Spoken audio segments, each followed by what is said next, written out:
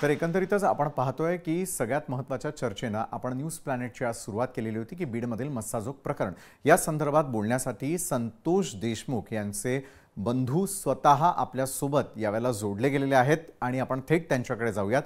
30 दिवसांचा कालावधी देशमुख कुटुंबासाठी कसा होता, न्यायाची प्रतीक्षा कधीपर्यंत?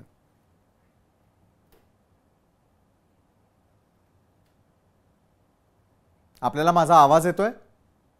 हा, येतोय येतोय। न्यायाची प्रतीक्षा आणखी किती? देशमुख कुटुंबासाठी 30 दिवस कसे होते?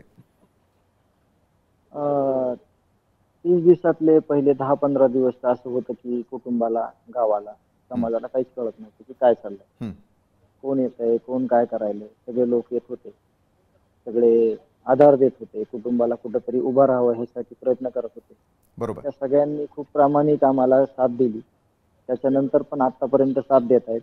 आणि मी प्रामुख्याने सांगेल, मी पहिल्या दिवसापासून आतापर्यंत सांगत आलोय आणि आता पण सांगतोय आज पण, जे लोक देशमुख कुटुंबियाच्या दुःखात आले, त्या देशमुख कुटुंबियाच्या दुःखात आलेल्या प्रत्येक माणसाने तन मनाने देशमुख कुटुंबियाला न्याय कसा भेटेल ह्याच्यासाठी प्रयत्न केलेले आहेत। आणि आत्ताच बोलणं झालं होतं दुसऱ्या स्टुडिओवर की त्यांनी विचारलं होतं की तुम्ही समाधानी आहात का? मी तुम्हाला प्रश्न विचारतो की मी आणि माझं देशमुख कुटुंबीय किंवा गाव काय करणार समाधानी नाही होता? आपण न्याय मागतोय, मग आता त्याच्यामध्ये कसं त्यांनी गती वाढवायची? बरोबर आहे धनंजयजी, त्याच अनुषंगाने मी तुम्हाला विचारतोय, मुख्यमंत्र्यांना तुम्ही भेटायला गेलेला होता, देशमुख कुटुंब अख्खं जे आहे ते मुख्यमंत्र्यांच्या भेटीसाठी गेलेलं होतं, मुख्यमंत्र्यांनी तुम्हाला काय आश्वासन दिलेलं आहे? त्यांनी जे अधिवेशनात सांगितलं होतं की सगळे जे आमदार होते त्यांनी जे त्यांना सगळं इथला झालेला प्रकार जो मांडला होता, तसंच त्यांनी सांगितलं की जे ह्याच्यामध्ये गुन्हेगार आहेत त्यांना शिक्षा होणार। आम्ही पण आमच्या व्यथा, आमच्याकडे काही गोष्टी होत्या, जे काही FIR आहेत किंवा जे काही समजा घडलेला प्रकार आहे, काही कागदपत्री, काही असा समोरासमोर कुटुंबाशी चर्चा करून आम्ही त्यांना सगळं सांगितलं की हे अशा प्रकारचा गुन्हा आहे। मी वारंवार बोलतोय की हे संघटित गुन्हेगारी आहे, कारण ह्या लोकांना जे गुन्हेगारी करतायत त्यांना खूप मोठं अभय आहे त्या गोष्टीचं की आपलं काही होत नाही। कारण मी तुम्हाला मुद्दामून सांगेल, तुम्ही न प्रश्न विचारलेला आहे तरी सांगेल मी, त्या लोकांवर सगळ्यांवर पहिले गुन्हे आहेत। आता आपण न्याय मागतोय, पण जर ही घटना घडली नसती तर ह्यांच्यावर गुन्हे नव्हते का? अगोदर गुन्हे होतेच।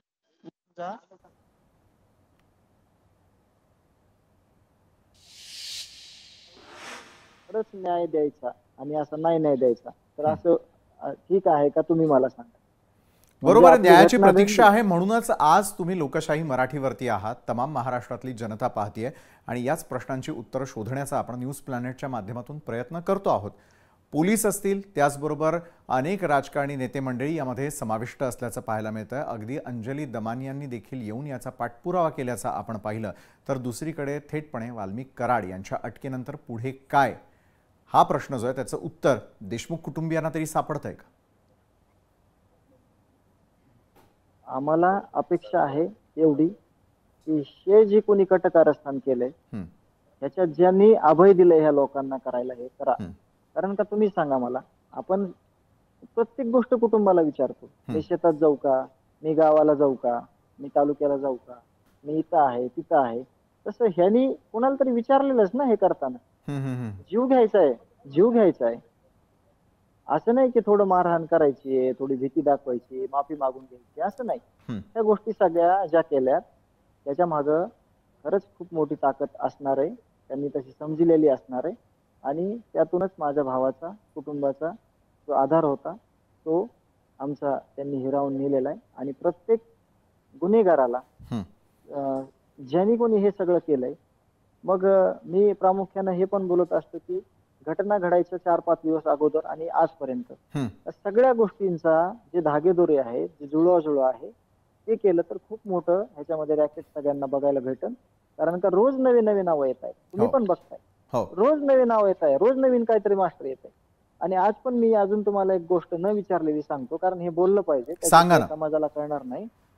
पोलीस स्टेशन केस मध्ये मागच्या 3 महिन्यामध्ये ब्लॅक कलरची स्कॉर्पिओ आमच्या जवळचं एक गाव आहे कानडी माळी म्हणून, तिथं हेच आरोपी आहेत, त्याच्यामध्ये ह्याच आरोपीचे असेच काहीतरी कृत्य करायला गेलेले, गावकऱ्यांनी पकडून बेदम मारले, त्याच्यात सगळे हत्यारं होते आणि ती गाडी सगळी चकनाचूर केली. ती केज पोलीस स्टेशनला आहेत. आपला कोणी प्रतिनिधी असेल तर त्यांना तिथं पाठवून त्या गाडीविषयी माहिती घ्या. नक्की. त्याच रात्री ती गाडी ह्यांची, आरोपींची नाही असं म्हणून एक 500 रुपयाचा जुन्या तारखेतला बॉन्ड तयार घेऊन ती गाडी तिथं आहे. त्याची कारवाई काय झाली हे पण तुम्ही विचारलं पाहिजे.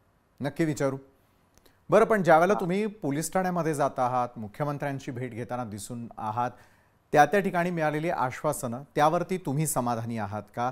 आणि काय वाटतंय की देशमुख कुटुंबाला न्याय मिळण्यासाठी किती प्रतीक्षा करावी लागेल? अख्खा महाराष्ट्र तुमच्या सोबत उभा आहे, सर्वजण तुमच्या बाजूने उभे असताना कुठेतरी दबावही निर्माण होतोय का? या काळात तुम्हालाही काही फोन आलेले होते का? आणि तपास वेगानं व्हावा या दृष्टीनं काय व्हायला हवंय? जसं की पहिला तपास होता पोलीस यंत्रणेकडे, त्यांनी वर्ग केला सीआयडीकडे. एक 2-4 दिवसापूर्वी एसआयटी स्थापन झाली, त्यांचं त्यांनी काम चालू केलं. पण मध्यंतरी काय घडलं, त्या एसआयटी मध्ये कोण अधिकारी घेतले, ती एसआयटी कोणी स्थापन केली, त्या एसआयटी स्थापन करताना कुणाला विचारात घेतलं हे पण कळणं आवश्यक आहे. कारण का त्याच्यातले काही अधिकारी जे लगेच म्हणजे बदलून घेतले, किंवा समजा देशमुख कुटुंबियाची समाजाची मागणी आहे की कुटुंबाच्या मनावर सगळे अधिकारी द्याते, तर मी सांगतो तुम्हाला, कुटुंबाच्या म्हणण्यापेक्षा समाजात ज्या माणसावर कुठले आरोप नाहीत, जे निष्कलंक लोक आहेत, त्या लोकांनी ह्याच्यामध्ये सहभाग घेऊन देशमुख कुटुंबियाला न्याय द्यावा. आणि जी सगळी यंत्रणा आहे त्या यंत्रणेला माझं एकच विनंती आहे की तुम्ही थोडासा वेग वाढून आम्हाला म्हणजे न्याय द्यावा. बरोबर आहे. न्यायासाठी तुमचे प्रयत्न सातत्यानं सुरू आहे. माध्यमं देखील त्या संदर्भातला पाठपुरावा करताना पाहायला मिळून येतात. मात्र जसं तुम्ही मगाशी उल्लेख केला रॅकेट संदर्भातला, हे रॅकेट नेमकं कुणाचं?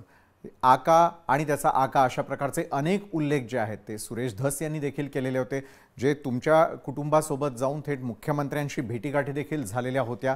मग सत्य कधीपर्यंत समोर येणार? रॅकेट असेल तर मग हे रॅकेट कसलं आणि त्याचं समूळ त्याला नष्ट करण्यासाठी काय करायला हवं?